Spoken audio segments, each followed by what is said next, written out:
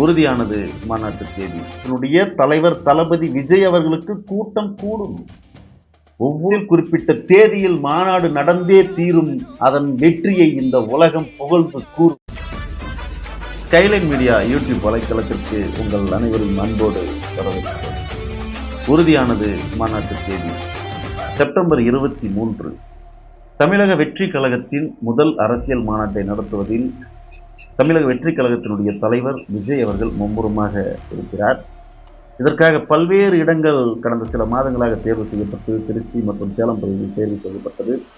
காலையில் மாநாட்டிற்கு அனுமதி வழங்கியவர்கள், மாநாட்டு இடத்திற்கான அனுமதியை வழங்கியவர்கள் மாலையில் சற்று யோசிக்கலாங்க, கொஞ்சம் பார்க்கலாங்க, கொஞ்சம் எதுக்கும் அமைச்சர்கிட்ட பேசிடுங்க, இப்படி பல்வேறு மிரட்டல் உருட்டல்களுக்கு ஆட்பட்டு இறுதியாக விழுப்புரம் மாவட்டம் விக்கிரவாண்டி அருகே உள்ள வி சாலையில் இடம் தேர்வு செய்யப்பட்டது. கிட்டத்தட்ட 85 ஏக்கருக்கு மேல் மாநாட்டிற்கும் வாகனங்கள் நிறுத்துவதற்காக ஒரு 28 ஏக்கரும் ஏற்பாடு செய்யப்பட்டு அந்த இடத்தில் அனுமதி கோரி கடந்த சில தினங்களுக்கு முன்பு தமிழக வெற்றி கழகத்தினுடைய மாநில செயலாளர் திரு புசி ஆனந்த் அவர்கள் விழுப்புரம் மாவட்டம் கூடுதல் காவல் கண்காணிப்பாளர் திரு திருமால் அவர்களை சந்தித்து கடிதம் ஒன்றை வழங்கினார். ஆனால் அது இன்றும் பரிசீலனையிலேயே இருந்து கொண்டிருக்கிறது. தொடர்ந்து பரிசீலனை இருந்து கொண்டுதான் இருக்கும் என்று நினைக்கிறேன். ஏனென்றால் விழுப்புரம் மாவட்டத்தினுடைய எஸ்பி திரு தீபக் சிவா அவர்கள் இப்பொழுது விடுப்பில் இருக்கிறாராம். அநேகமாக கூடுதல் விடுப்பு, மருத்துவ விடுப்பு கூட எடுத்து இருப்பதற்கான வாய்ப்பு இருக்கிறது. மாநாடு எங்கு நடந்தாலும் மக்கள் வெள்ளம் கூடும். மக்கள் தளபதியாக இப்பொழுது விஜய் அவர்கள் மாறிவிட்டார்.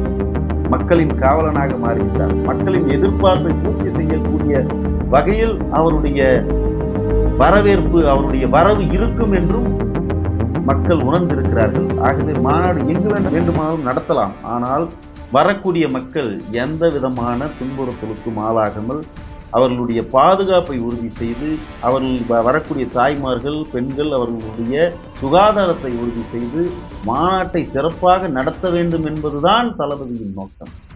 அப்படி மாநாட்டை சிறப்பாக நடத்த வேண்டும் என்று சொன்னால் முன்கூட்டியே மாவட்ட ஒன்றிய கிளை வாரியாக எத்தனை பேர் வருகிறார்கள், அவருடைய வாகன பதிவெண் என்ன, அந்த வாகன பதிவெண்ணில் எத்தனை பேர் வருகிறார்கள், அவர்களுடைய அடையாள அட்டை, இப்படி அனைத்தையும் முறையாக செய்து அவர்களுடைய இருக்கைகளையும் இறுதி செய்து குறிப்பிட்ட அளவில் அனைவரையும் அமர வைத்து மாநாட்டை சிறப்பாக கண்டுகளித்து பாதுகாப்புடன் செல்ல வேண்டும் என்பதற்காகத்தான் குறிப்பிட்ட இடத்தை தேர்வு செய்து கொண்டிருக்கிறார்கள்.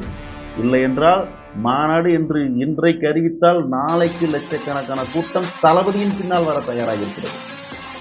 இதை சீப்பை ஒழித்து வைத்துக் கொண்டு மீண்டும் மீண்டும் பூச்சாண்டி காட்டிக் கொண்டிருக்க வேண்டாம். மக்கள் எழுச்சி தளபதியின் பின்னால் வரும். அதன் மாற்றம் நிகழ்ந்தே தீரும். ஆகவே அதிகாரிகளே, தயவு செய்து இது போன்ற சில்லறைத்தனமான செயல்பாடுகள் ஈடுபட வேண்டாம்.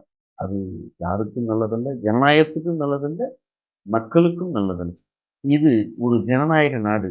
இங்கே அனைவருக்கும் அனைத்தும் சமமாக இருக்க வேண்டும். அதனை அதிகாரிகள் பேணி பாதுகாக்க வேண்டும். ஒவ்வொருவருக்கும் அரசியல் கட்சி துவங்குவதில் இருந்து, அரசியல் ஈடுபடுவதிலிருந்து ஜனநாயக ரீதியான உரிமை இருக்கிறது. இதனை அலுவலர்கள், அதிகாரிகள் இப்படி கீழ்த்தரமாக நடந்து கொள்வது கேட்கப்பட வேண்டிய செய்தி. ஆகவே அதிகாரிகளே, எந்த சூழலிலும் மக்கள் மாற்றத்தை விரும்புகிறார்கள். உறுதியாக தமிழக வெற்றி கழகத்தின் மாநாடு விக்கிரவாண்டியில் 23ஆம் தேதி நடத்தியே தீர்வது என்று தலைவர் விஜய் அவர்களும் உறுதி கொண்டிருக்கிறார். தமிழக வெற்றி கழகத்தினுடைய தோழர்களும் நாங்கள் உறுதி கொண்டிருக்கிறோம்.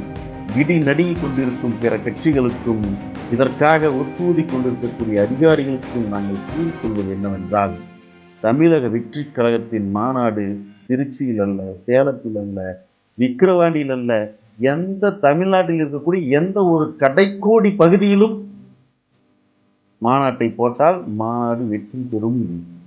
தமிழக வெற்றி கழகத்தினுடைய தலைவர் தளபதி விஜய் அவர்களுக்கு கூட்டம் கூடும். ஒவ்வொரு 234 சட்டமன்ற தொகுதியில் ஒரு தொகுதிக்கு குறைந்தபட்சம் 4000 5000 பேர் வந்தால் கூட 10 லட்சத்துக்கும் அதிகமான மக்கள் கூட்டம் தளபதிக்காக வருவார்கள் என்பதில் எந்த விதமான மாற்று கருத்தும் இல்லை.